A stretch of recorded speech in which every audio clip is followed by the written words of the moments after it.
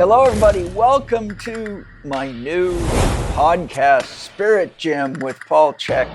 So the podcast, Living 4D with Paul Chek, continues. It's just been rebranded as Spirit Gym and slightly restructured. You will now notice that the first hour or so will be free, and then the second, which we call the deeper cut, where we go deeper into things and do our best to give practical examples of how to apply the information, will be available for members for a small fee to help support me, the family, and our farm, and support us in supporting you. So I love a win-win deal. Love's a boomerang. We got to support each other. So here I am, and here we are. And my Spirit Gym podcast will also begin incorporating elements out of the Spirit Gym program to give people a free sample of what the teachings are in Spirit Gym. Spirit Gym is now available. You can look at it at myspiritgym.com for those of you that want to learn more about it. It's a membership-based mentoring program where I have created currently 43 lessons based on what is called the Spirit Gym Master Key. The Master Key is a synthesis of the key principles, 10 key principles that I share in the Spirit Gym teachings and in my 15-volume book set. The first volume is also now available.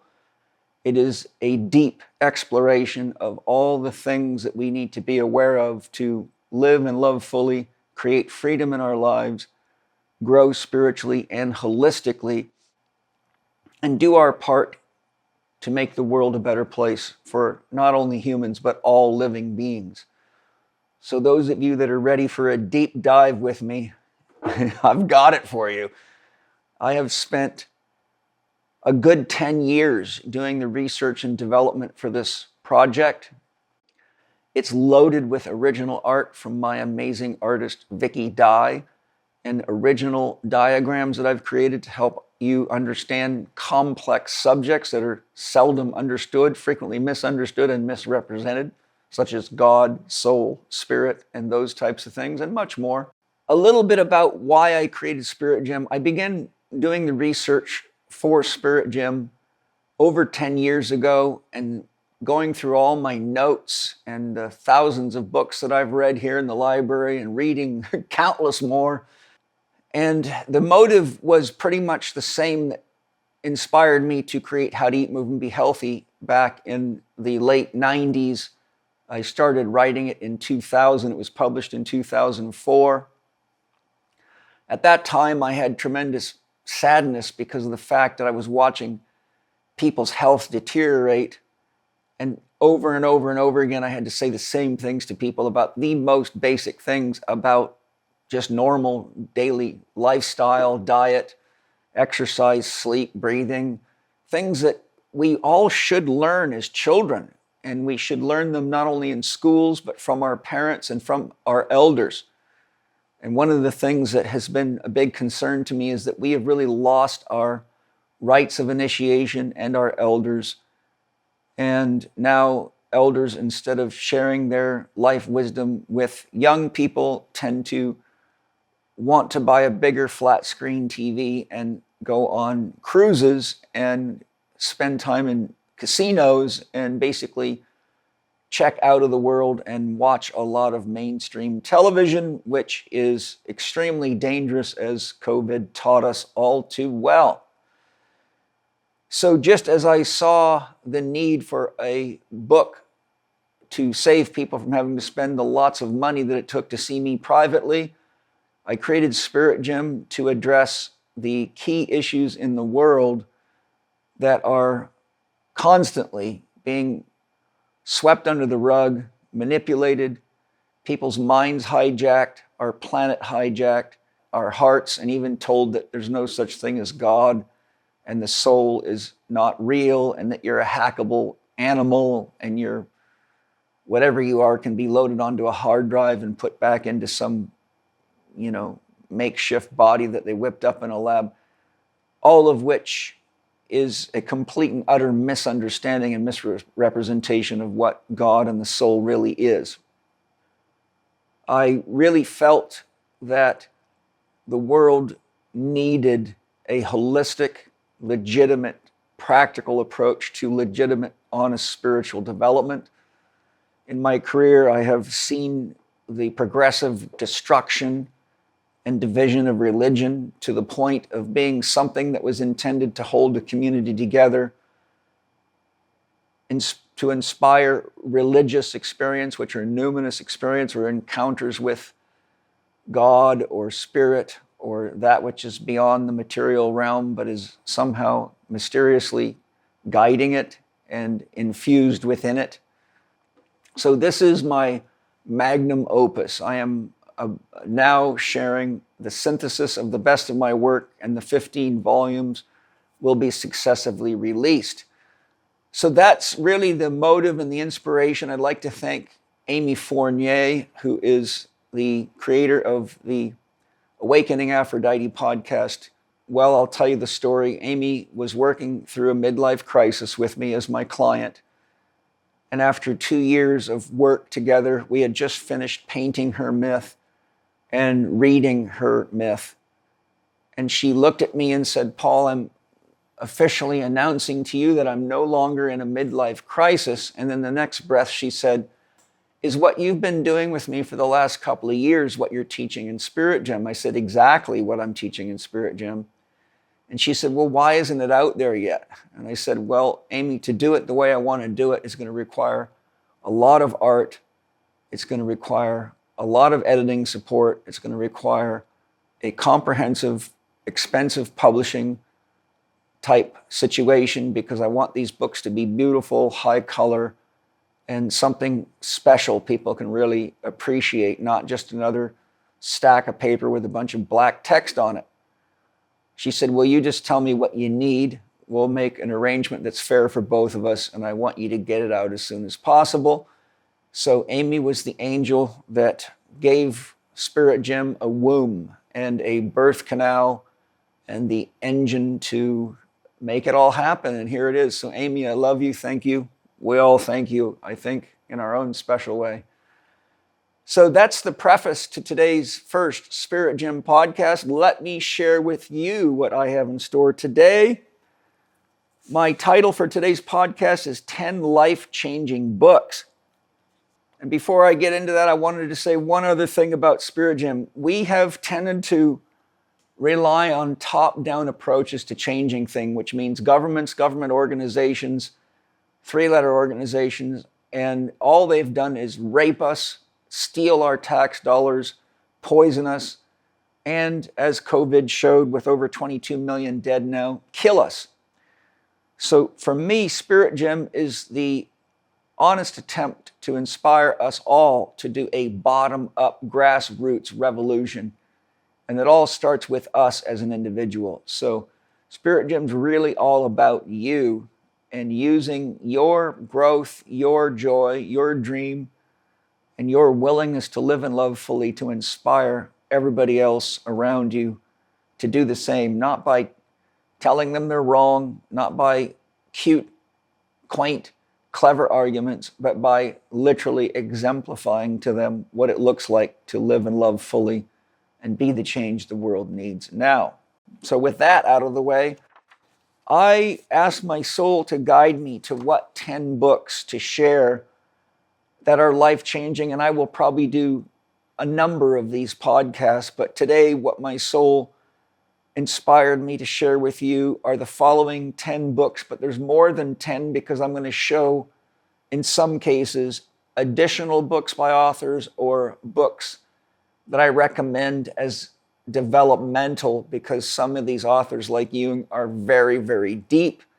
And to read the material that I'm going to suggest without some background might be a bit challenging for some people. Our first book we're going to look into is what I believe to be the most important nutrition book ever written, and it probably will be for as long as any of you listening are alive and beyond. That is Nutrition and Physical Degeneration by Weston A. Price. It was written in 1939. The next book is another absolutely awesome piece of work by a very rare man who is a PhD in soil science and also a doctor of osteopathic medicine.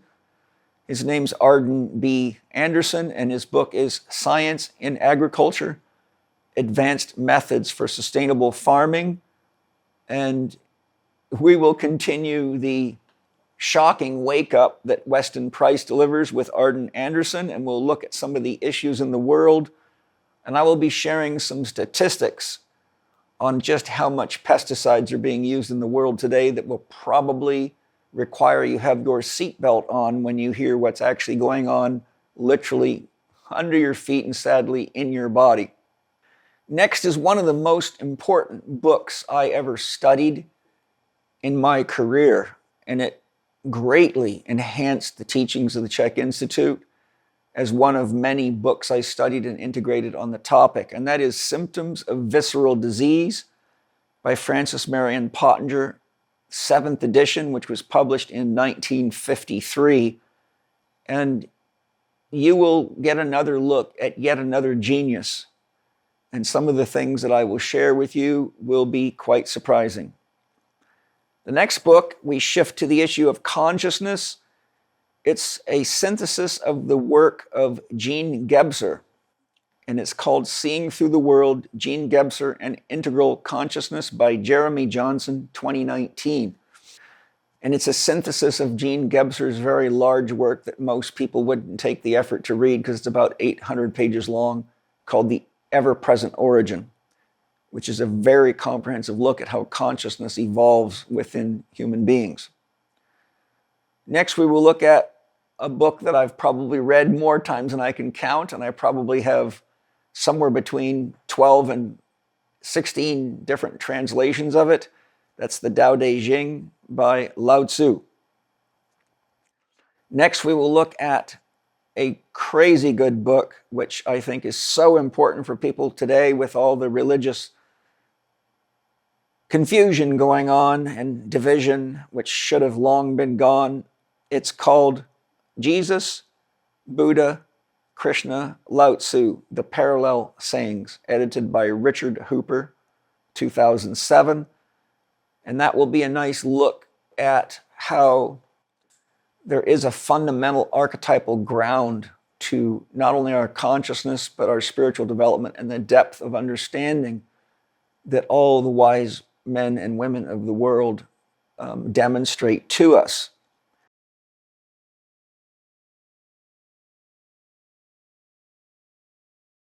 Book 7 will be The Red Book by C.G. Jung, which is a very, very powerful book and an incredible demonstration of the depth of Carl Jung. The 9th book we'll look into is Stalking the Wild Pendulum by Itzhak Bentov, 1977. I will share more about Itzhak Bentov, but this book was fundamental in my own development.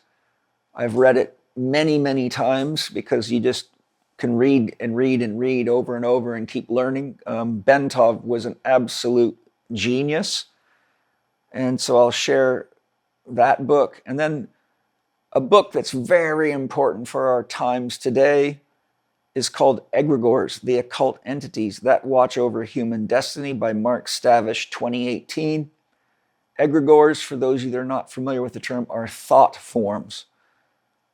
This is the best book on egregores I've been able to find. I've studied a lot of books on thought forms, but this one is very, very important due to the 5th generation warfare going on and the control of people's minds. And understanding egregores is very, very important for your own mental hygiene, and especially that of your children. Hi, everybody. I sure hope you're enjoying the podcast. You know, a couple of months ago, Organifi sent me a couple of bags of their new Shilajit gummies to sample, and I was blown away with how great they taste and how much my body loved them. Having used Shilajit paste for many years, I've never been a big fan of the taste of it, but when I tried Organifi's new Shilajit gummies, I was truly impressed. The texture and consistency of the gummies is excellent, and they have just enough natural sweetness to let me feel like I'm getting a lovely, healthy treat for both my mind and my body. Shilajit is a unique, potent mineral paste from the Himalayan mountains. It contains an abundance of trace minerals, antioxidants, organic acids, and nutrient-transporting compounds. It's been known throughout history to help boost vitality and strength. Just pop a couple gummies and chew, or suck on them slowly for a steady release of the delicious, earthly, but slightly sweet natural flavor. Your taste buds will enjoy the delicious treat while your body soaks up the massive amounts of feel-good nutrition. Rich in fulvic acid, humic acid, vitamins, enzymes, bioflavonoids, antioxidants, metabolites, and over 40 trace minerals, Shilajit gummies can help support energy production, support performance and recovery, support healthy muscles, promote collagen synthesis, support healthy hormone levels, increase cellular energy, decrease fatigue, and promote heart health. I absolutely love Organifi's Shilajit gummies and went through 2 bags in no time because my body craved them so much. I reached out to Organifi to get more right away, and I bet you will too. To get your 20% off for Living 4D listeners on your Shilajit gummies, go to Organifi, ORGANIFI.com/CHEK20. On checkout, use the promo code capital C, capital H, capital E, capital K, 20. That's Chek 20 on checkout to get your 20% discount on your awesome Shilajit gummies. I honestly love these things. I know you're going to be just amazed with how great they taste and how good they feel. Let's begin with Nutrition and Physical Degeneration by Weston A. Price. And here is an overview of the book. Circling the world in the 1920s and 30s, Dr. Price and his wife found a similar sinister pattern among primitive populations, whether isolated Irish fishermen, tribal Africans, Pacific Islanders, Eskimos, North and South American Indians, or Australian Aborigines. These groups that followed their traditional nature-based diets enjoyed good health and vigor, and those that turned to the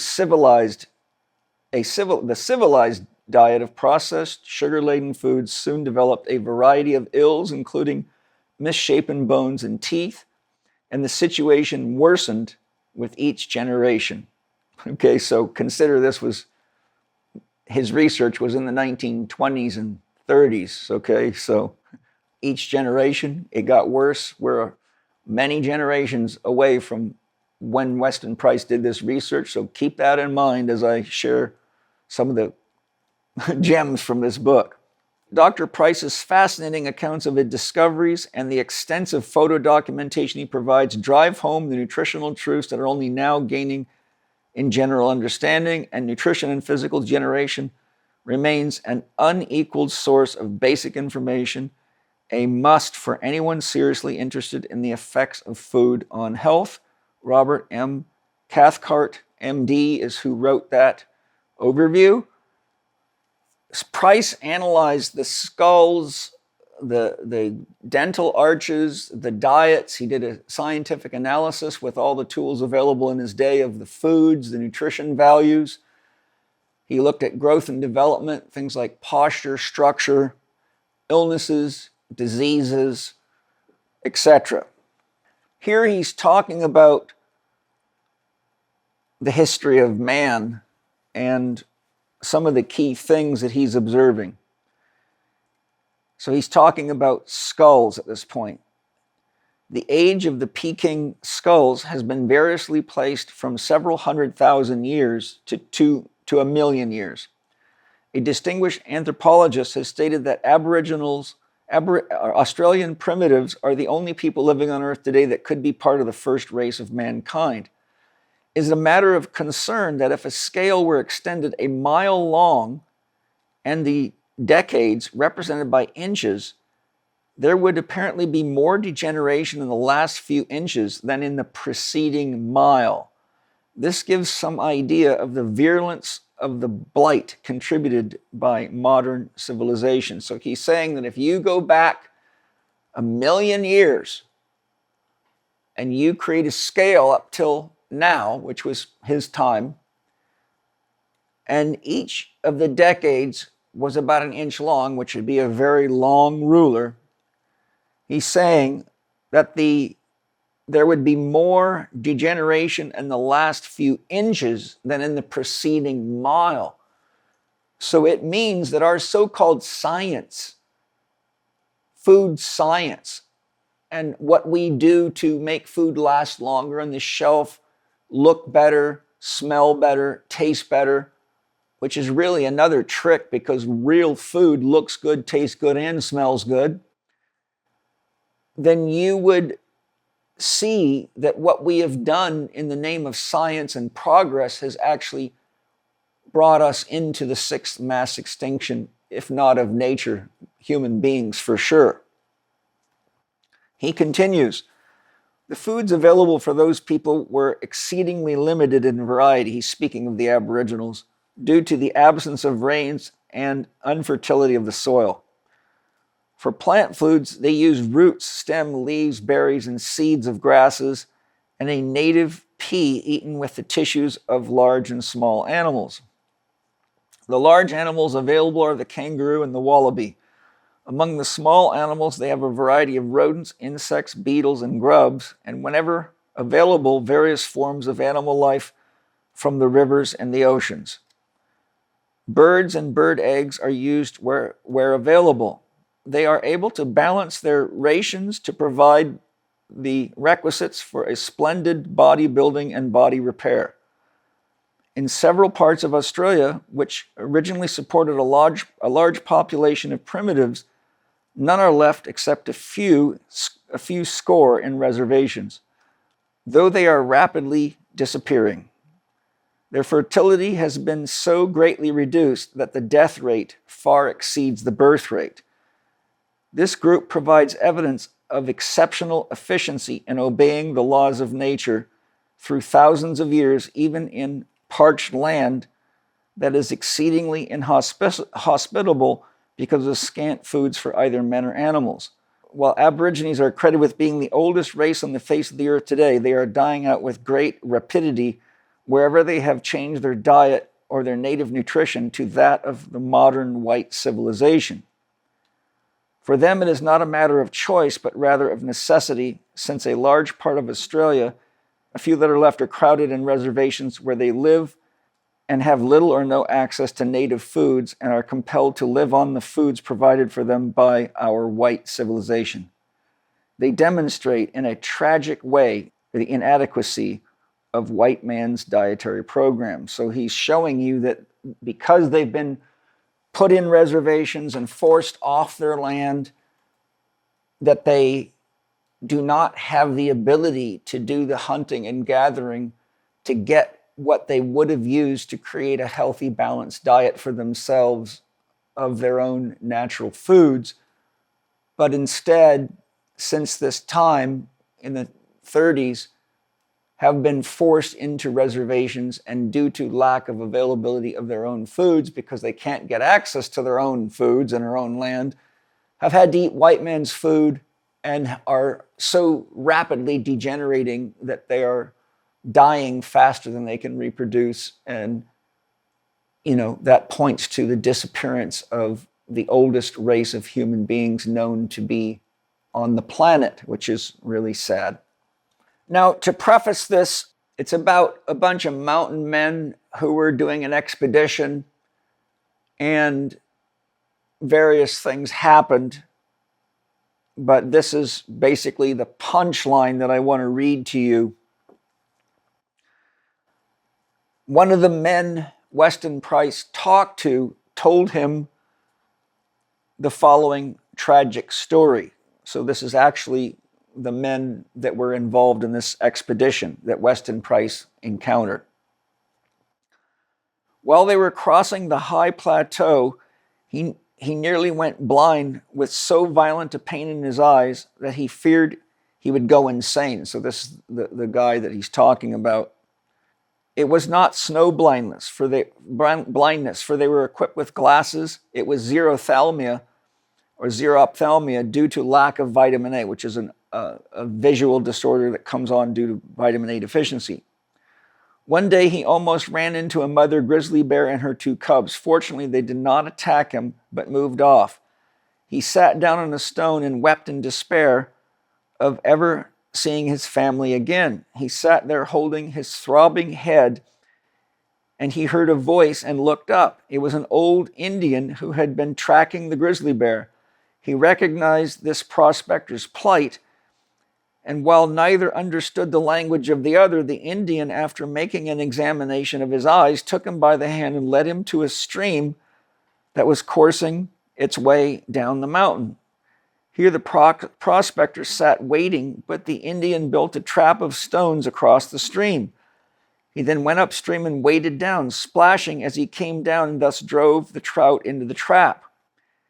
He threw the fish out on the bank and told the prospector to eat the flesh of the head and the tissues of the back of the eyes, including the eyes, which resulted in, within a few hours, that the pain had largely subsided. In one day, his sight was rapidly returning, and in 2 days, his eyes were nearly normal. He told me with profound emotion and gratitude that that Indian had certainly saved his life. Price continues. Now, modern science knows that one of the richest sources of vitamin A in the entire animal body is that of the tissues of the back of the eyes, including the retina of the eye. In chapter 18, I refer to the work of Wald on studies of vitamin A tissues. He states that extracts of eye tissue, retina, pigment, epithelium, and choroid show the characteristic vitamin A absorption band, and that they are potent in curing vitamin A deficiency in rats. So they're using a type of analysis for nutrition that was used commonly back in that day. He shows also that the concentration of vitamin A is consistent for different animals. I have been impressed to find that the primitive racial stocks in various parts of the world are familiar with the fact that eyes constitute an invaluable adjunct to their nutrition. Even the one-time cannibals of the Fiji Islands and the hereditary king of the Fiji Islands told me in detail of the practices with regard to the use of eyes as an adjunct to diet. The chief, his father, and grandfather had the privilege of reserving the eyes of captives for their personal uses. Among the natives of the islands of North Australia, I learned to enjoy greatly fish head soup made from certain selected tissues. After the fish had been cleaned and the heads were split and the eyes left in. The space of the entire book might be used for discussing the nutritional wisdom of various primitive practices. And here's the punchline. It is a pity that so much of their wisdom has been lost through the lack of appreciation by whites who early made contact with them. So he's saying that we have lost the native wisdom that we gained in early contact with native peoples. And instead, we have gone the way of so-called science and modern food technologies. And he's showing us very clearly that natural remedies in food from our environment are how native populations kept themselves healthy for thousands, if not millions of years. So that is a very, very important point. And this is also a real concern for vegetarians, because if you don't eat foods that have absorbable vitamin A, you can only get vitamin A through transferring the body's use of beta carotene to convert to vitamin A. But apparently, from what I've learned, only about 50% of people are capable of doing that. So when we get into this whole vegetarian issue, we can be ignoring our body and our innate wisdom, listening to the very experts that have led us away from real food and real nutrition in the name of so-called science, and we can end up dying from an idea And I've talked about this at great length. You can listen to my The Honest Vegetarian podcast with Matt Walden, which is a 5-part series. The first part's available on Living 4D, now Spirit Gym. Now, I cannot let go of taking this opportunity to share with you what Weston Price found out when he investigated vegetarian populations all over the world. And he was very interested in seeing if he could find even one healthy vegetarian tribe anywhere in the world. Now, with all this vegetarian and vegan pressure being put on people, and Bill Gates telling us we need to eat insects and doing all these plant-based fake meats and all this crap, we have yet more seriously dangerous propaganda to go with the ism of vegetarianism and veganism, which, just so you're clear, I have nothing against if it's working for you. I've talked about this with Wade Lightheart on my podcast. He's a vegetarian who made it to Mr. Universe and is a champion bodybuilder, but he too shares his caution that it's not for everybody. Rudolf Steiner and Paramahansa Yogananda both said almost identical things about vegetarianism. They said it should only be engaged when it happens naturally. It should never be forced or contrived. People have to be ready for it. And there is some belief that through spiritual development, energetic shifts take place in our body that ultimately change our physiology to be able to handle a vegetarian diet. I've never seen research proving that, but I have had meetings with people that are very committed to spiritual practices that have described that process and have been able to become healthy vegetarians. And I myself was a vegetarian twice, once for 6 months as a kid, which led to anemia, so I had to go back to eating meat. Once when I was in my late 40s under the direction of my soul for 1 year, which gave me significantly enhanced spiritual abilities such as clairvoyance, but led to the loss of 26 pounds of muscle and me walking around starving all the time and not being able to recover nearly as well from exercise as normal. That diet was given to me as a means of cleaning and preparing me for deep spiritual practices, of which I was doing during that entire year, for which I had a lot of deep spiritual benefit, but my body ultimately suffered quite a lot. And within 2 weeks of eating flesh foods again, eggs and fish, the muscle just started jumping back on me, and I felt a lot better, had a lot more energy, and had realized by the end of the year I was basically depleting myself of key nutrients that my body needed. No matter how much food combining or vegetarian trickery I tried, it wouldn't work because my genetics just don't work well on a vegetarian diet, and very few people's do. So let's see what Weston Price has to say. If you go to page 279, it will be noted that vitamin D, which the human does not readily synthesize in adequate amounts, must be provided by foods of animal tissues or animal products. And there's a truth to that for vitamin A. And here's the punchline. As yet, I have not found a single group of primitive racial stock which was building and maintaining excellent bodies by living entirely on plant foods. I have found in many parts of the world most devout representatives of the modern ethical systems advocating the restriction of foods to the vegetable products, i.e. vegetarians. In every instance where the groups involved had been long under this teaching, I found evidence of degeneration in the form of dental caries, and in the new generation in the form of abnormal dental arches. So in the kids, the offspring, abnormal dental arches to an extent very much higher than in primitive groups who were not under this influence or who were eating meat. So Weston Price traveled the entire world looking through native populations. Specifically, one of his intentions was to find a healthy vegetarian tribe. And anytime he found a vegetarian tribe and analyzed their health, their dental structure, their teeth, key indicators of health and vitality, he found a neighboring tribe that was eating meat that was noticeably healthier in every single case. So these are things we've all got to be considerate of, because we're being mentally and emotionally coerced into a plant-based diet. The attack on animal farming is led by Bill Gates and other people that are probably aware of what they're doing, but it goes to show that they're not interested in human well-being or that of nature at all, or they would understand that you cannot outsmart Mother Nature.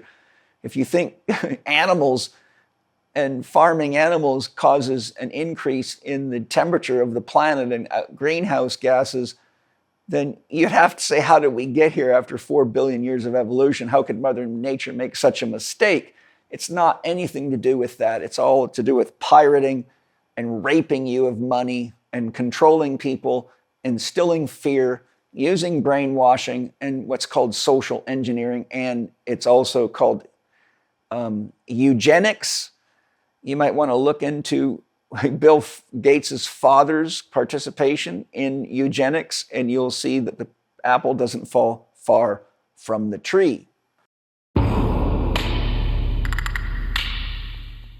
The Chek Institute is thrilled to introduce the brand new second edition of the highly acclaimed Holistic Lifestyle Coaching Level 1 online program, also known as HLC1. HLC1 has been at the forefront of holistic health education for decades, and now the online course has been extensively revamped for a brand new learning experience. This course covers all the important essentials for adopting a healthy, holistic lifestyle using the 6 Chek Foundation principles and the 4-doctor approach developed by Paul Chek. Whether you do this for yourself, your family, or to help your clients achieve their goals, this is a personalized approach to adopting a holistic lifestyle. The course guides you through from assessing where you are now and identifying your goals and motivation, to showing you the most important steps you need to take and the order to take them as you progress along the path to optimal health and well-being. Presented by key members of the Chek faculty, as well as Paul himself, HLC1 is all online, so you can learn at your own pace, in your own space.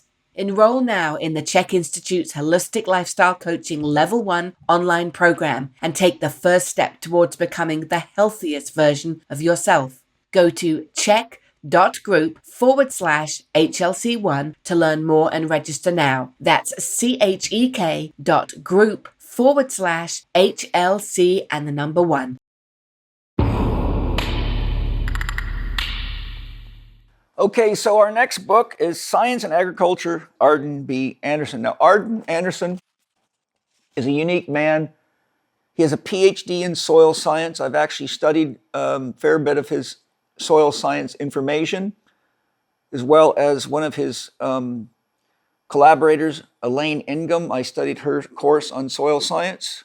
This book came out in 2000. I got it right when it came out and studied it very, very intensely, and have been through it multiple times over the years for various reasons, and used it for a lot of research, and it's got powerful, powerful information. Now, one of the things that's unique about Arden Andersen, I said he's a PhD in soil science, but he's also a doctor of osteopathic medicine. So he not only understands the human body, he understands soil science and can clearly see and makes the bridge between human health and soil health, and the soil health is the basis of plant and animal health. Arden Andersen's got a deep scientific mind. This book has a lot of rarely known Russian research on soil science. It shows things that very few people, even in academic institutions and agriculture departments, seem to be aware of regarding how microorganisms function in the soil. For example, he shows that the microorganisms take the dead organic matter in soil called humus, and they restructure the soil into what's called a crumb-like structure. But the Russians showed that they're actually shaping the microparticles of the soil such that they soil particles act like antennas to attract cosmic radiation and enliven the soil. He showed that there is an electric field generated by properly balanced soil and its relationship with water. He looks at the work of Philip Callahan, which is another genius that I'll share in another podcast. And he shows, for example, that the mineral balance of what are called paramagnetic minerals relative to diamagnetic minerals and water. Water is diamagnetic. The bodies of plants and the tissues of animals and our bodies are diamagnetic, which means an affinity to the north pole of the magnet. Paramagnetic means an affinity to the south pole of the magnet. Philip Callahan has a book called Paramagnetism for those of you interested that want to get more understanding, or you can research it on the internet. But he shows that these two forces set up the potential, just like you have a south and a north, or a black wire and a red wire. Red wire would be positive, black wire on a battery, and the charge differential is what produces the electrical current that you use to start and run the electrical systems in a car. He shows that it is the electrical current developed in the soil which creates the electric field, and plants grow between the sun and the earth, and the sun provides a lot of the paramagnetic energy and what are called monopole photons, which are paramagnetic. Philip Callahan was the first one to identify that the sun produced monopole photons. Science said prior to Callahan that was impossible, but it's proven that he's right. So what Arden Andersen shows in this book is that the magnetic field produced by the electromagnetic energy in the soil wraps itself around the earth. We know that from basic science. And that the electric field creates the vertical force, and that the plants and trees follow the electric field. And therefore, the weaker the electromagnetic energy in the soil, the more nutrient deficient the plants are, the more stunted their growth is, and the more susceptible they are to parasite infections. So that opens the door to what could be 5 podcasts. I talk about this in many of my lectures. I talk about this in Holistic Lifestyle Coach training, starting from HLC 1, then it gets more comprehensive in HLC 2. Arden Andersen also showed that in the root spaces of most any plant, you can find what are called plant hormones, and that almost every hormone in the human body can be found in the root spaces, what's called the rhizosphere of plants, and that pretty much all the things we call vitamins are there, and that what we call vitamins are actually plant hormones. So that's an important concept I wish I had time to elaborate on. But most of you are aware of how powerful hormones are. So essentially what he showed is that by farming the soil and the plants and the trees properly, you create a nutritional foundation from which you have nutritious crops, which makes for healthy plants, healthy animals. And since we eat that, and also healthy water, and since we drink the water and eat the plants and the animals, our health and our vitality is utterly dependent upon and merely reflects the health of our soils and our ecosystems.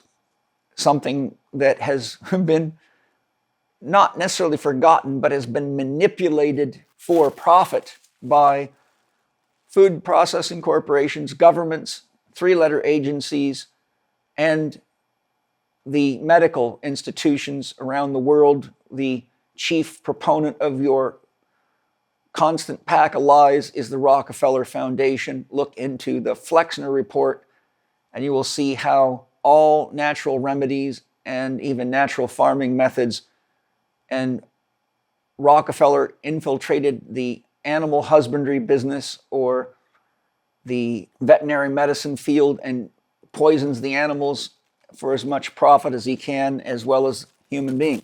The point is, if you don't know these things, you're potentially in deep trouble. And all we got to do is look at the statistics for disease, both chronic and acute, and physical and psychological worldwide, without rattling them all off. We're in by far the worst situation we've ever been in, while we have the most expensive medical system in the world in the United States, which is ranked down so low, you might as well call it useless. But here we are being forced to have medical insurance that does nothing but get you drugs and shitty doctors. Not that there's not an occasional good one, but COVID really highlighted how many doctors are willing to ignore the Hippocratic Oath at your expense. This book is loaded with scientific explanations of what we would call the same native wisdom that Weston Price spoke about in Nutrition and Physical Degeneration.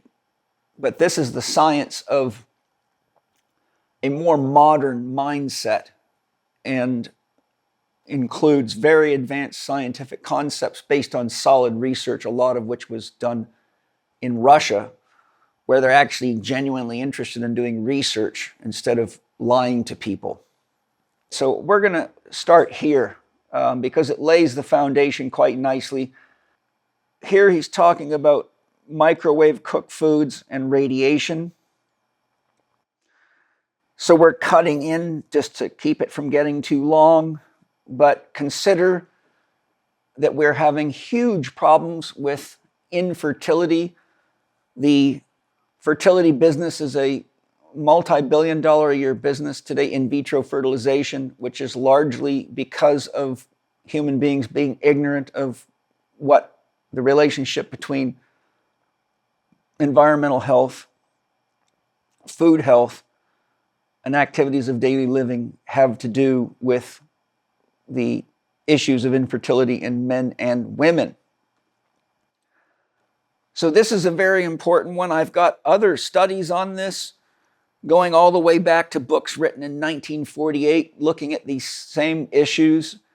So here's a good sample of what Arden Andersen shares in his book, page 62 and 63. More recently, a group of cats who were fed microwave cooked food not only failed to thrive, but all died in a few months, well before the age set by Pottinger's Cooked Meats Diet Cat. That's from the Pottinger study, which is called Pottinger's Cats. You can get it from both the Price Pottinger Foundation and the Weston A. Price organization. It's not a big book, but it's a mind-blowing read. And he's also referring to the radiation of foods, which is done pretty much almost anything that travels these days is radiated, which is why my family and I largely eat from our own property and or local farmers markets. Now, this is about synthetic vitamins. I have other books documenting, I'll interject, documenting that during the Second World War, during recruitment, 51 to 52% of soldiers recruited into the military in the United States and Britain failed their medical examination. And this same problem occurred in the First World War. And so they did research to identify what the problem was. And what they found was that food processing was destroying vitamins. At that time, they didn't really know much about what vitamins were. The Mayo Clinic did a lot of the original research, and they were pretty much the first ones to identify what B vitamins were. They found that food processing was destroying a lot of the vitamins, including B vitamins. And they did studies on soldiers and, I believe, animals, and they found that when they put B vitamins back into the food after it had gone through processing, such as flour, that the vitality came back and people felt better and had a lot more energy and got a lot more work done in military factories making munitions and things like army tanks, etc. So the point is that the United States government realized this was a national security threat.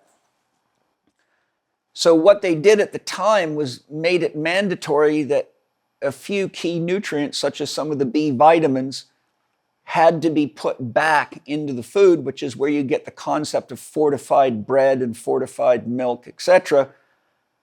But here's the punchline. What they use and have been using for a long time are synthetic vitamins, which are laboratory reproductions of what is found in nature, but they cannot reproduce what is called a vitamin complex in a lab. It's impossible to do, probably will remain impossible to do for reasons I don't have time to get into at this moment, but you can look at the work of Royal Lee, founder of Process Labs, who is another genius, just like Weston A. Price, and also a dentist.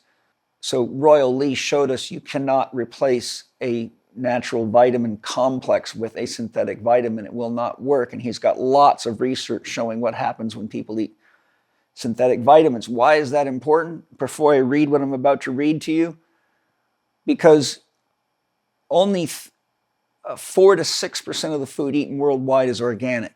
That means somewhere between 96 and 94% of all the food being eaten, even by the so-called health-seeking vegans and vegetarians, is commercially raised and is largely, a lot of it is fortified if it's in packages with synthetic vitamins. Most kids are getting synthetic vitamins all day long, whether they know it or not. And most people that are buying vitamins from places like GNC and these other stores that are taking daily vitamins are eating synthetic vitamins.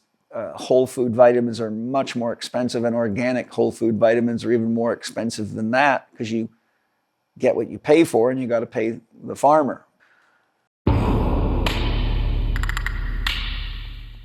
Hi, everybody. I hope you're enjoying the show. You know, people worldwide are not only finding it hard to find organic and free-range, regeneratively farmed animal foods, but as you surely know, it's almost impossible to find anything worth eating in stores, airports, gas stations, or even in the stores that should have real food. Additionally, most children are sent to school to eat microwave-processed, chemically raised, and chemically laden garbage from school cafeterias or out of their lunchbox, simply because most parents just aren't aware of the dangers of commercial food. But the truth is, there are no shortcuts to health and wellness. Unless, of course, you let Paleo Valley do the work for you. Autumn Smith, founder of Paleo Valley, is not only a mother who understands the importance of feeding children wholesome, clean foods, but is a holistic nutritionist who pours her soul into all Paleo Valley products. And Paleo Valley's meat sticks are made from regeneratively farmed animals that are raised with the highest possible standards of care. Paleo Valley's meat sticks are also fermented, which significantly enhances the nutritional quality and flavor of them. My family and I love them and carry them everywhere we go, be it during rides in the car, outings, ski trips, or we put them in the kids' lunchbox and they love them. In fact, many people I know resort to them as a meal when time is tight on the road or traveling by air. I know of no better portable food or snack food anyone can eat without losing quality or satisfaction, and we love sharing them with our guests and students at our Rainbow workshops. Paleo Valley's meat sticks come in beef, turkey, and pork maple bacon flavor. To try Paleo Valley's meat sticks, including the brand new grass-fed venison sticks, and save 15% on your purchase, go to paleovalley.com/Chek15. That's paleovalley.com/CHEK15, and your 15% discount will automatically be applied when you check out. No promo code is required.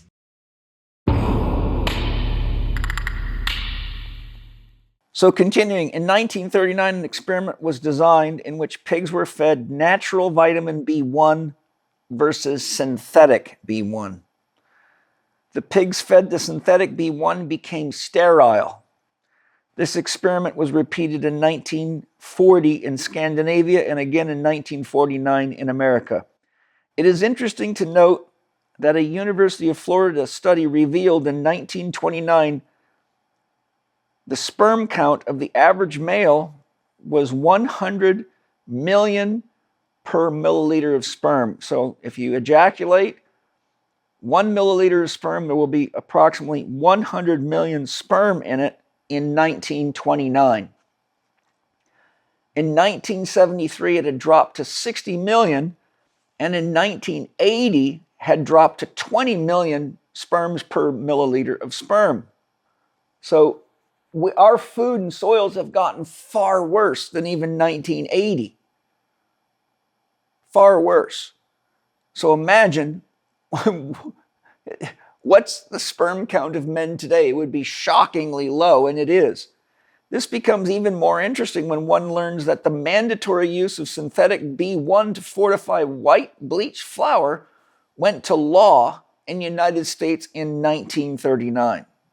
Further evidence of the energetic difference between the synthetic and the natural vitamin was revealed by Philip Callahan while working at the Garvey Center in Wichita, Kansas. Callahan found that there is a profound difference between the infrared pattern of fortified white flour and unfortified flour. Unfortified has a much more organized and complete pattern. Finally, a Swiss study by Kuchikov evaluated the response of human leukocytes, white blood cells, when raw, cooked, and processed food are ingested. A known toxin was ingested as the control for immune cell responses. When a known toxin was ingested, the leukocytes increased in numbers as expected to fight the toxin.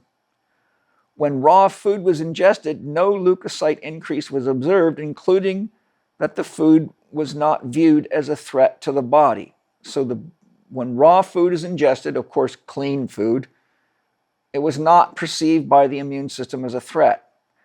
And this is exactly what Price found in his cat study. When cooked food was ingested, the leukocytes increased as they did when a toxin was ingested, indicating that the cooked food was viewed as a threat to the body. When processed food was ingested, not only did the leukocyte count increase, but the ratios of the various types of leukocytes changed significantly, indicating that not only was the processed food a threat to the body, but that it was diverse in its threat. In other words, there was multiple threats. And all the studies mentioned the differences in the foods lie in the life-sustaining energy of the food, because the chemistry and physical nutrition aspects of the food are not significantly different. So what he's saying, and this goes right back to what Royal Lee showed with the vitamin complex, which is a integrated complex of carbohydrates, proteins, fats, minerals, trace minerals, enzymes, phenolics, terpenes, alkaloids, and probably other chemicals we don't even know about yet. But that natural integration produces life force energy and real nutrition in its natural chemical integrated structure, which only nature can produce. So when you eat raw foods and minimally processed foods, which have, especially if organic, have clean water, water carries the vibration of the life force energy. And you can now, we know with energy medicine and energy science, resonance science, that you can actually use water as a carrier for various types of life force energy and various types of signals that can be very healing to the body. And also, you can use water to carry destructive signals, such as that created when water is in contact with farming chemicals, such as pesticides, herbicides, fungicides, rodenticides, glyphosate, etc. So what he's showing you here is that when we don't eat enough raw, clean food, it's not just that we're not getting inadequate nutrition, because he's saying that the chemical basis of nutrition is the same.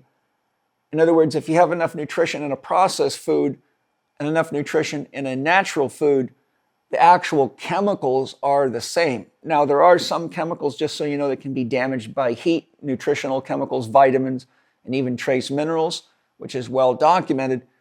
But the real point here is that raw foods in their natural complex form from nature, which are wet foods, because foods are largely 70% water or more, like a watermelon's a lot more than 70%, so is celery and peaches and apples and all that, carry life force energy. And it turns out to be life force energy that is what is empowering or powering the body.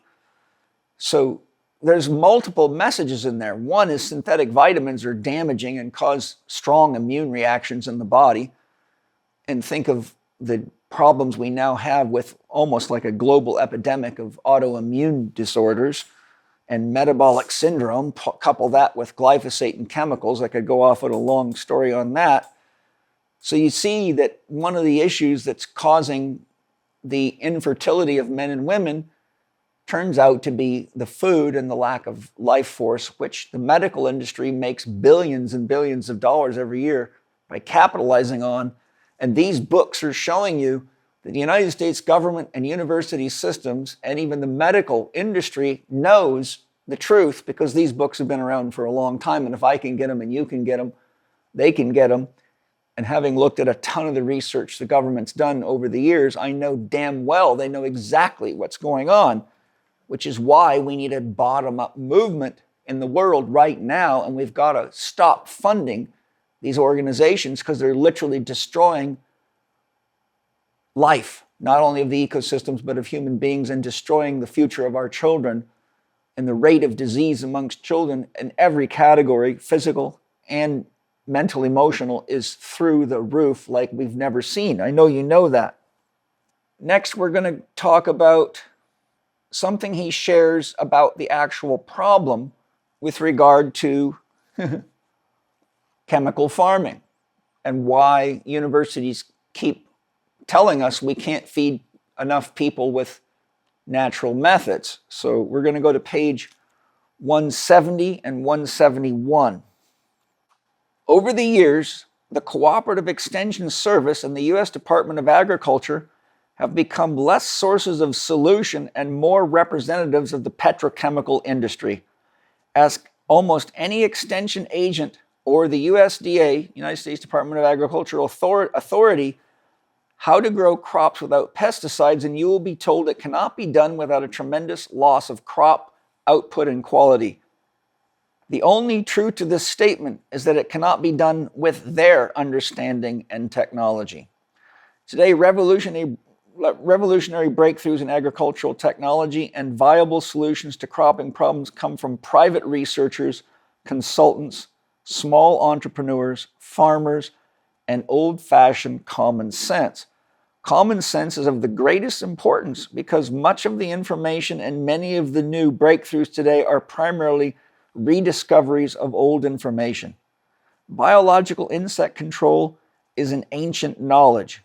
Regenerative fertilization is as old as man. Intensive monoculture farming, monoculture, for those who don't know, means one crop at a time, is relatively unique to modern man. However, the principles of natural science remain constant. It is man's use of the principles that must change. Conscious awareness must precede the successful application of natural principles that are necessary to reverse the degeneration of our soils and produce the necessary quantities of nutritionally sound food to meet the demands of an ever-expanding world population. Modern agricultural practices are performing successful operations, but the patients are dying. I'm going to read that again. Modern agricultural practices are performing successful operations, but the patients are dying. Sound familiar? Now we're going to slightly switch the conversation, which is related, but pay close attention because I have many books in my library on this topic, including the one he's mentioning here, which I've read thoroughly. In his book, Nutrition and Your Mind, George Watson explained that nutrition governs the way people think.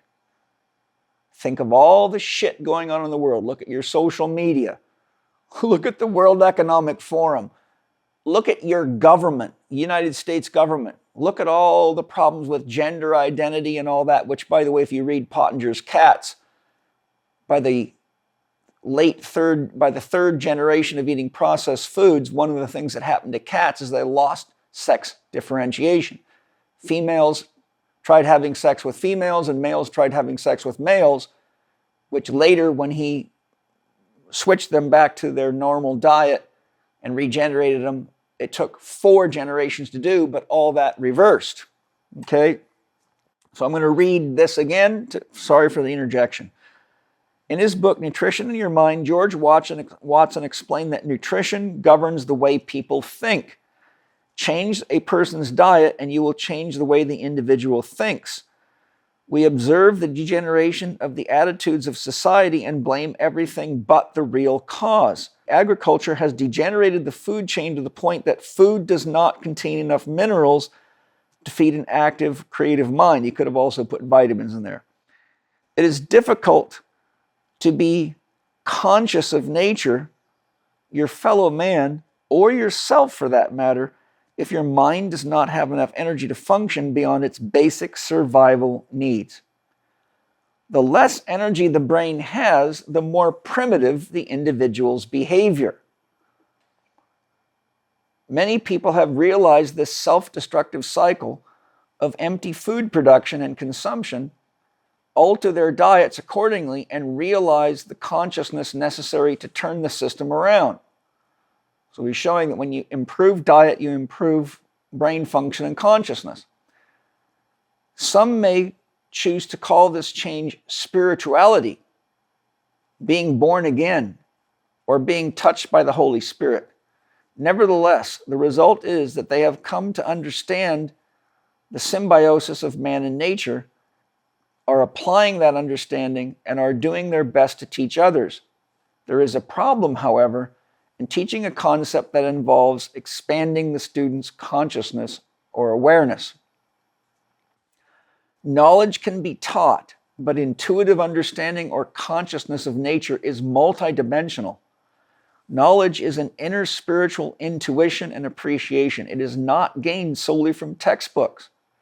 The best current example of this is the work of Philip Callahan, who I've mentioned a couple of times now. Many scientists have textbook learning similar to Callahan, but few possess his consciousness of nature and practical experience to explain how insect antennas are omni-range radar devices, how viruses are self-contained communication satellites, how blood vessels are waveguides, which is an antenna, and how ancient religious structures such as stone circles are tuned radio or UVIR transceivers, meaning they knew exactly what they were doing. And by the way, if you study what I do with stones, you'll understand what I'm up to. This is speaking of Callahan. Despite his solid academic explanations for these phenomenon, Callahan's colleagues often do not believe him due to their lack of conscious awareness. Others contend that his explanations are sacrilegious and cannot be of any scientific value. Here's the punchline. It is ironic how the religionists condemn the scientific community for teaching that humans evolved from apes, and yet turn and demand that individuals like Callahan produce verification from the same scientific community that their work is not sacrilegious. So what he's saying is the religionists are saying that's not scientific. And the scientists are basically saying that they don't understand him. So he's pointing out the fact that the religious people deny science when it comes to the evolution of man, but when it comes to what he's showing with regard to all these things he's proven to us scientifically, such as how insects find food, how blood vessels function as waveguides, what viruses really are, etc., they're saying, well, give us the science. And he is a scientist. So this just shows you the degeneration of human consciousness, how we have very confused religious people, which is one of the main reasons I created Spirit Gym, and we have very confused scientific people, all of who think they're right and don't listen to each other, but all of which in general, as a stereotypical approach, are degenerating to dangerously low levels along with the general public. Right? There's a reason at 62 years of age I can still lift heavy weights, run, jump, and do things that I did when I was in my 20s and 30s, and can still train hard with professional athletes. I'm not doing anything special. People say, oh, you got better genes than the rest of us. I say, oh yeah, well then look at the rest of my family. You'll see that that's not true at all. It's how you take care of them, your genes. We all have genetic weaknesses, but it's how you live that either exposes the weaknesses or suppresses them because your body's integrated enough not to express the gene weakness. Now we're going to go to page 70. And here he's talking about God as the architect. I'm not really a good external reader. I read quite well on the inside. The architect of our building endeavor is God. We, the farmers, are the contractors, and the microbes and plants are the carpenters. In this divine plan, we are building order, or actually setting up the circumstances for order to be built. The epitome of this building of order is photosynthesis, the ordering of collected components into matter, i.e. sugar. Somewhere in the building process, we need a method of monitoring our progress. Weeds, disease, and insect pests are nature's litmus test for our progress, yet it is often helpful to have an intermediate monitoring tool or tools to satisfy man's instrumental desires. But ultimately, you see what he's saying here is that whether he's being literal or metaphoric, God is the architect. He's saying that we are getting our report card from the amount of weeds, diseases, and insect pests. Let me point out that it is the contention, which I will read to you next, of the modern agricultural industry, including almost every university program out there with rare exceptions, that we cannot control the weeds and the pests without chemicals. I've got many other books in my libraries, 3 different books by a famous British organic farmer named Friend Sykes, who makes it very clear, as does William A. Albrecht, considered one of the greatest agriculturalists that ever lived, that to the degree that you are farming the soils correctly, you do not have pest infestations, and you do not need to use chemicals. And yet we are being told that we cannot grow healthy food without the use of these chemicals.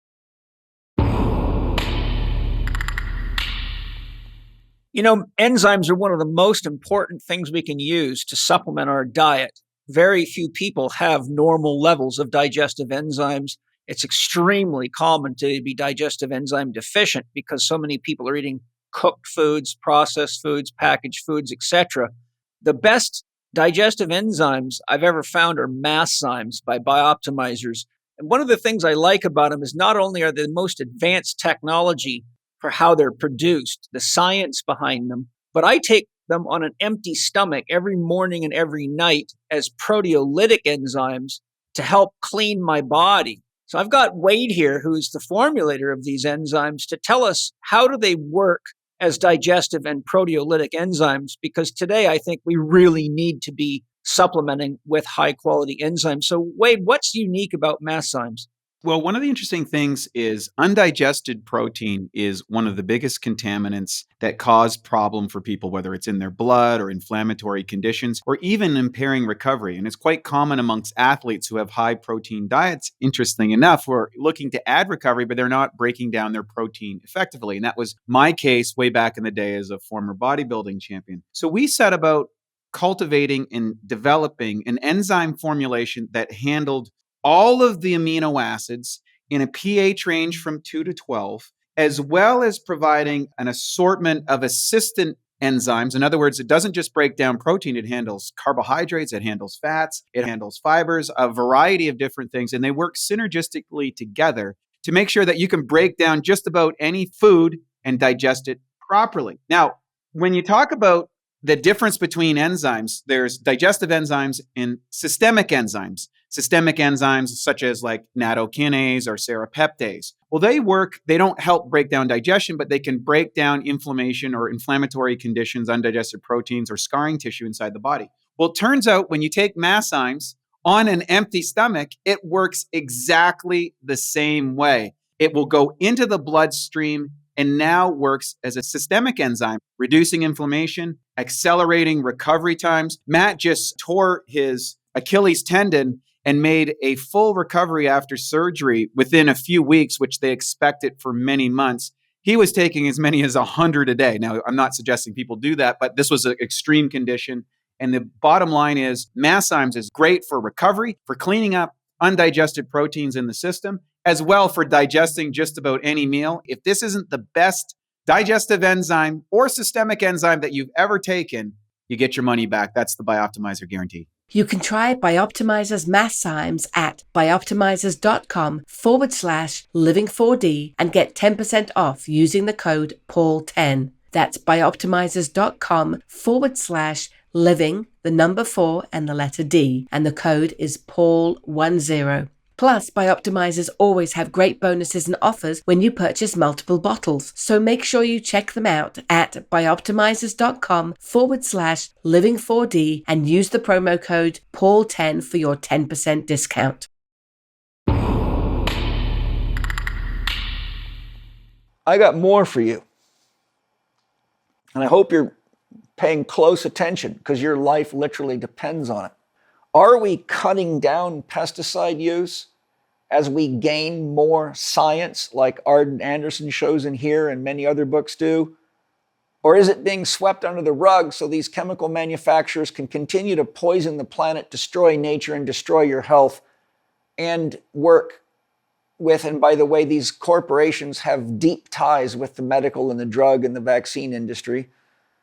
So I researched, and the most recent calculation I could find for the amount of pesticides used worldwide came from the World Atlas, worldatlas.com 2017, because it takes quite a while for them to do these calculations and gather all the information. As of 2017, the amount of pesticides, remember, we got herbicides, fungicides, rodenticides, pesticides, and glyphosate, and others that don't even potentially fit into one of these categories yet, but there's a lot of dangerous pesticides. And there's a lot of pesticides like DDT that have been outlawed in the United States, but they use them in Mexico and third world countries and ship the food right back to you. And somehow the border lets that food come through. And you can even see in studies, recent studies of the blood of infants and children, and even people from school lunches. You can talk to people like Zen Honeycutt, founder of Moms Across America, that's done studies like this. You can find high levels of DDT and other chemicals that have been banned in the United States for 20 or 30 years because they're just, these food corporations go to third world countries, farm, use all the toxic chemicals, and then send you the food back here. So you're under the illusion that you're eating food that's not poisoned with this stuff. Here's the chart that I put together based on my research. Now, before I give you these numbers, I want to point something out to you that's devastating. I believe, if I remember right, there's 195 countries in the world. One of the things I was curious about is, are there any countries in the world that are pesticide-free? I could not find a single one. Not Fiji, not these little tiny islands. Nowhere. These chemical agencies are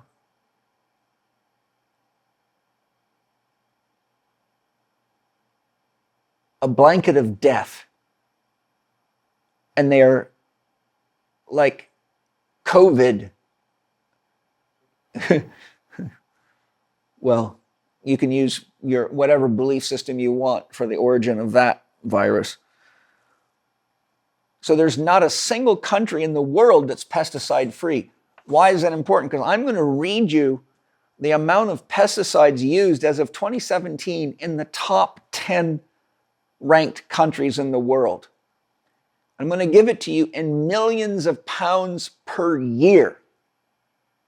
I repeat, millions of pounds per year of pesticides. Remember, we're not talking about rodenticides or fungicides or glyphosate, nor herbicides. We're only talking about pesticides to control insect infestations of plants. China, 3,982 million pounds a year. United States, and remember how much food comes from China. Start looking at where your food comes from. in your stores. United States, 851 million pounds. Now that should be shocking to you. China is using what? 851 versus 3,982 million. So, wow. Argentina, 584 million pounds of pesticides. Thailand, tiny little place, 192 million pounds. Brazil, 168 million pounds of pesticides. Italy, 139 million pounds. France, 137 million pounds. Canada, 119 million pounds. Now consider that Canada has a landmass as big or bigger than the United States and is only using about 1/8 the amount of chemicals on their soil. So that's congratulations, Canada. Japan, a tiny country, 115 million pounds of pesticides a year. India is the lowest. So congratulations to India because they have a large landmass, only 88 million pounds. Now it sounds sick to say only 88 million pounds of pesticides. Okay, let's add that up. That's 6,375 million pounds of pesticides in these 10 countries alone, or 6.375 billion pounds of pesticides sprayed on your soil, into your waterways, which ends up in your atmosphere and in your food and in your body and in your blood a year, and is wiping out the insect population worldwide, is wiping out the bee population. Steiner warned about 115 years ago, human life as we know it depends on two things, bees and trees. He said if their population reaches a critically low level, life on Earth as you know it will cease to exist. Look at the rate at which we're cutting trees down to this day when we do not need it. We could use hemp and other things in place of trees. We've known that since the 40s or earlier. The logging industry won't let it happen. We're cutting down massive amounts of the rainforest and losing our biodiversity at a rapid pace, all for profit. And I could go on and on with all the research. I could read research about this for days. So we're neutering the planet. We're allowing this to happen, and your tax dollars are funding this. This is, again, why we cannot have a top-down approach to healing this planet, because these greedy people will never stop. And I always ask myself, where do they think their children are going to live? Where are they going to live themselves? The Native Americans always had a rule as a general theme that before you did anything to the environment, you had to think 7 generations ahead, because they knew their future was in the children. Our children are dying right in front of our eyes. Yet everybody's worried about the next generation of their iPhone or their new virtual headset, or I don't know. But we are in a place where we have to wake up, and Spirit Gym is what I created to help people wake up. And I wrote a 15-volume set of books to really show you a lot of this information on every level, from consciousness to God to spirit to effective use of mind, what mind is, what spirit is, what food is, what water is. I've got 4 chapters on water alone. I put my heart and soul in this because I need to make sure that when I leave this world, I can say I did my very best for humanity. I tried to leave the world a little better than when I found it. And I think if you're smart enough to be listening to this podcast right now, if I haven't lost you yet, you realize it's up to us. And it starts with you. We can do this. We farm organically here. My kids are as healthy as they get. Many doctors have said, these are the healthiest kids I've ever seen, ever. One of our doctors has been a pediatrician for 50 years, and he told Angie when he brought the kids in for a checkup that these were the healthiest kids he had ever evaluated in 50 years. It's possible.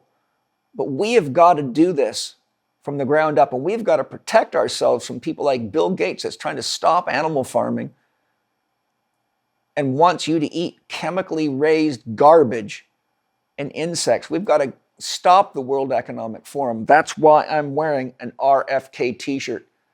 Robert F. Kennedy is the only person we have that has common sense and isn't bought hook, line, and sinker, and isn't a prostitute for these corporations, and has the depth of knowledge and worked in the environmental law for a long, long time, has sued and won major lawsuits against Monsanto and many of these crooked, dangerous corporations, has been fighting for better laws for vaccination and better studies on vaccination.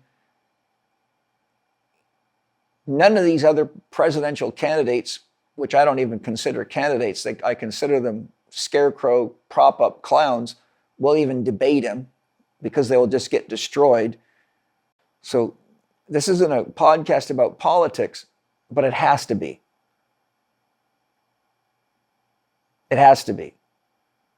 Because where do you think all the lobbyists go to get the government to give them your tax dollars to fund the destruction of our own planet and our own life?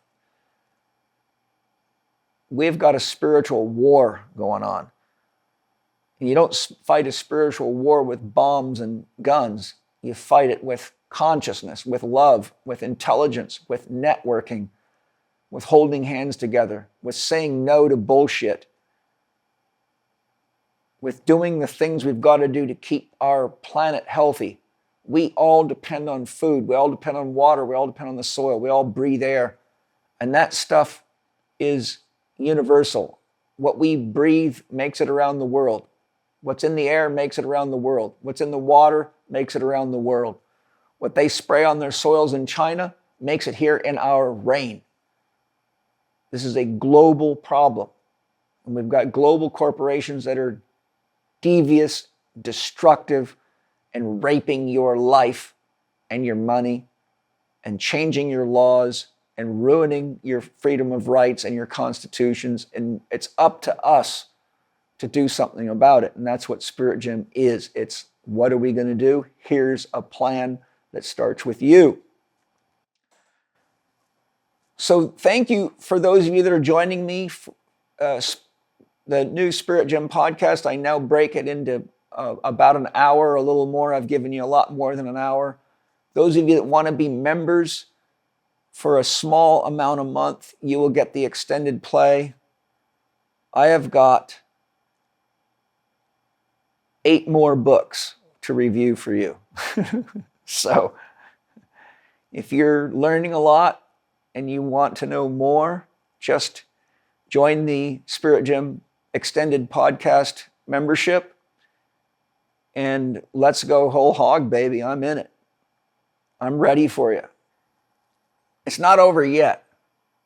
I forgot something to share with you. As H.T. Ert said, if daily doses of bits of nonsense repeated regularly for only 10 years wipes out 100 years of truth, the reverse must also be true. Daily doses of bits of truth repeated regularly for just 10 years can wipe out 100 years of nonsense. We've got to be rational and logical.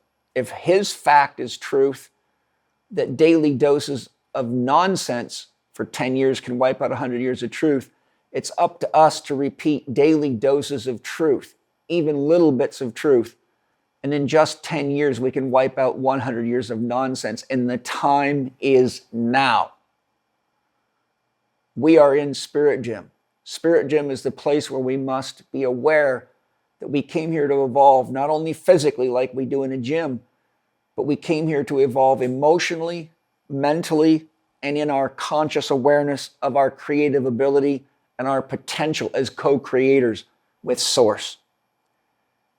We must realize that if we work together and repeat little bits of truth and exemplify it everywhere we go, that within 10 years we can wipe out 100 years of nonsense.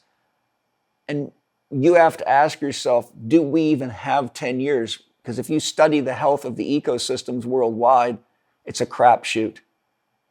I'm giving it my best. I encourage all of you to give it your best. We all wake up together and we take back our planet from the dark forces that seem to be uninterested in our well-being nor that of our planet, and only seem to feed off of money and power and control.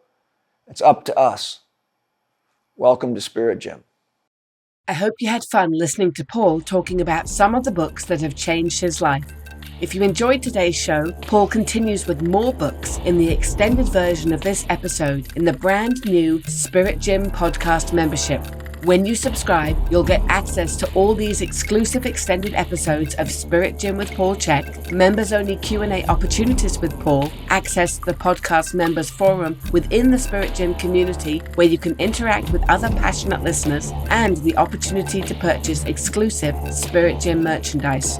Your support helps keep the show running and allows us to bring you even better content. So if you're ready to dive deeper and unlock all these amazing extras, head over to paulchek.com/podcast and become a Spirit Gym podcast member today. If you're looking for any of the resources mentioned in this episode, please visit the show notes page at paulchek.com/podcast. You can also find details on the special offers from our premier sponsors, Bioptimizers, Paleo Valley, Wild Pastures, and Organifi. Make sure to follow Paul on his social media, Instagram and TikTok at paul.chek, X at paulchek, and his YouTube channel, youtube.com/paulcheklive. And if you enjoyed today's episode, please consider leaving us a 5-star rating and a warm review on the podcast platform of your choice. This podcast is available on Apple Podcasts, Spotify, Amazon Music, Audible, and YouTube.